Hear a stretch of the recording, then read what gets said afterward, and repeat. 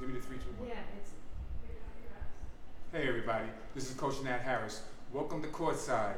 Again, my segment on preseason, logistic compliance, and now another crazy important segment, strength and conditioning.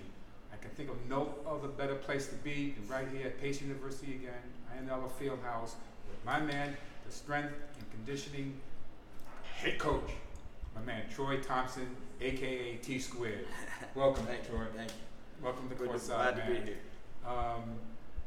Okay, just for the people that are listening, we have people, the globe site is from high school, maybe earlier, all the way up to pro. Okay. So give us a little rundown on your background and what actually got you here to Pace University. I know, knowing you, I know that you've been different spots, Virginia, Ohio, the whole bit. And so hit us up with a little bit. Yeah, so I'm from Columbus, Ohio, or a suburb of Columbus called Pickerington. Actually, great basketball town, girls basketball there. It was actually 1999 won the national championship. So grew up around, athletics was very important. Played football for a nationally ranked high school program, and kind of my background, how I got into strength and conditioning. I was playing for this great program, and I probably wasn't athletically gifted enough to just see the field right away. So I just kind of got in the weight room. And in the process of that, I fell in love with it, and then I saw that it allowed me to play for this program, and allowed me to get on the field. And then because of that, it allowed me to play in college, and I went on and played Division III football at Capital University. Was an exercise science major, because I'd kind of fallen in love with this, found out like, hey, this is actually a job, like you can do this for a profession. So I got into exercise science, played at Cap, played my 4 years. I actually graduated in 3.5 years, and then during that time I did a couple internships at Denison University, which was another D3 school around. That's in Ohio too, right? Yeah, it's in Ohio. It's about 20 minutes outside, maybe 30 minutes outside of Columbus. And so I did my internship there. I graduated. I actually went back and was a volunteer assistant with them for another semester, and then from there. I went to Wofford College, which is a Division I school in South Carolina. South Carolina, wow. In the Southern Conference, and had an awesome experience there. My boss there was probably my biggest mentor I've ever had. I would say, as far as like developing a philosophy and just learning how to coach and things. He did an incredible job. It was great to have a boss like that. And I was there for a little bit over a year. Worked with everybody. Assisted with football, men's basketball. I had women's basketball, baseball, women's soccer, men's and women's tennis. You can tell you're golf, comfortable with everything, man. Yeah. You're comfortable with those sports, so that's good. I was around with everything, and it was great. It was just me and my boss, and it was just two of us, and we handled everything. And, great. So it was a great learning experience, and really, a year I got the equivalent of like a lot of positions would get 2 or 3 years, just because all the teams that I worked with and the hours and things. So it was a great experience. From there, I went to Old Dominion University. Right, that's what I got excited about. Yeah, I was there in Norfolk, in Virginia, and I worked with football and men's soccer specifically. Okay. So we had it at that level because it was a little bit higher level. We had 2 different weight rooms: football and men's soccer, and field hockey were in our weight room. So I was in charge of men's soccer, and I was an assistant for football, and that was a great experience from a professional development standpoint of like. Now it was my first FBS program I'd been a part of. Get to see how that operates. Get to see how different strength coaches and things operate, different sports, all that stuff. So that was, it was great as a whole to learn that as well. And then because of what I did there, I was able to get the opportunity to come up here and my first year be in charge of just football strength and conditioning. And then because of the opportunities with that and the opportunities with building, this facility that you see, man. We were able to then take the head job in charge of part of this thing, the design and what have you. It was well, let me ask you this process. Obviously, as you can see, he has a crazy rich background in all sports, and that was one of the first things that I picked up when I met you. This guy's comfortable with everything that he's doing in terms of the things that each athlete needs to do, men and women. Let me ask you, what do you look for when a team comes into you? And maybe I should preface it with whether, I don't know if there's a difference between preseason, season, postseason, but when a team comes in, what for you personally constitutes a good workout? Like when they leave you, you go, ah. So the biggest thing is not necessarily, because what you're gonna do in the weight room depends on the time of year. You know, it depends on, are we, really focusing? Are we in season? So what you're doing in it is different. To me, it comes down to effort, and it comes down to my big word is intentionality.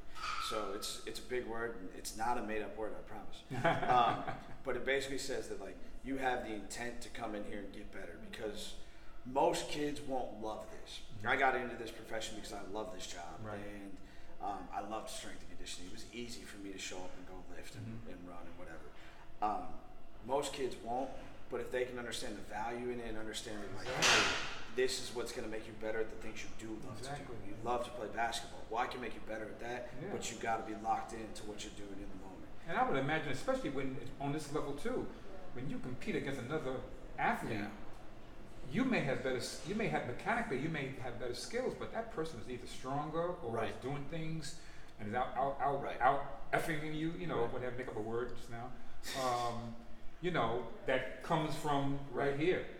So I definitely echo what you're saying. In the world of basketball, you talk about guys like Kobe Bryant, LeBron James. My favorite guy growing up was Kevin Garnett. They're all known for just being monsters working out. Like what they do in the off season, they just dedicate so much time to what they're doing. That's important to know. And like they may not have loved it. Like KG was crazy, so he may have loved it. But like, they may not have loved every second of training, but they knew, hey, I want to be the best I possibly can be at this, and this is going to help me with that. So again, it just comes back. I call it intentionality, but it's just having the intent to make yourself better at what you love to do when you come in here. From the time that you first started working in your office to now, are there any new concepts, any new machines, any new gadgets that people, men and women, use? I mean, I think most things have been around for a while, but it's just, do they become popular?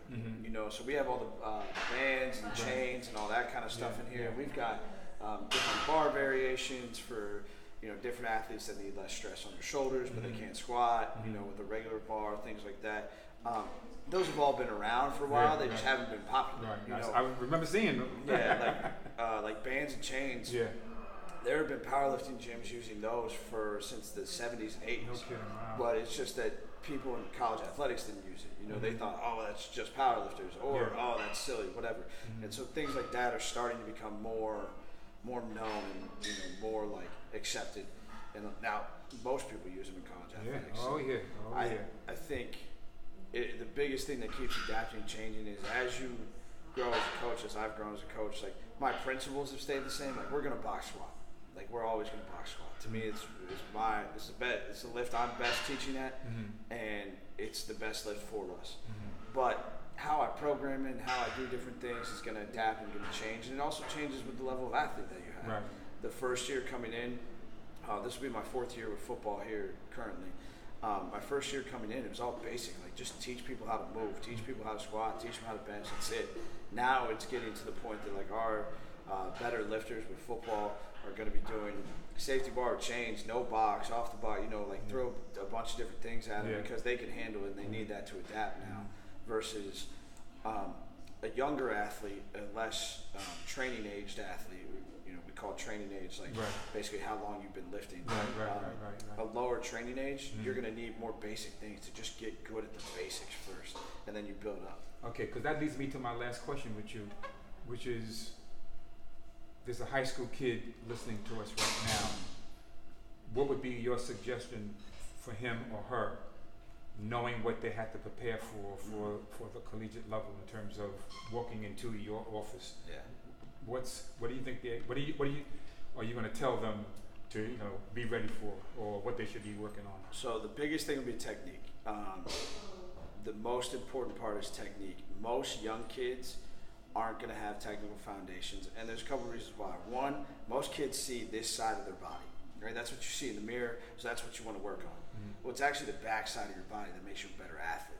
Front side makes you look good, but the back side of your body makes you a better athlete. Wow. So see that? I learned something. I'm gonna write that in my diary tonight. There you go. So that's one thing. But then try to look up good resources, and that's tough because there's so many resources now with social media and everything else that it's tough to tell what's good and what's not. You know, but try to find good resources. For me personally, you know, I'll put a plug in here.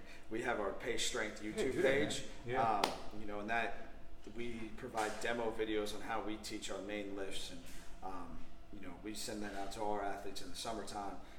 So when they're not here, they can have access to be like, oh, hey, what do I need to do for this? Or incoming athletes can get something to have reference to.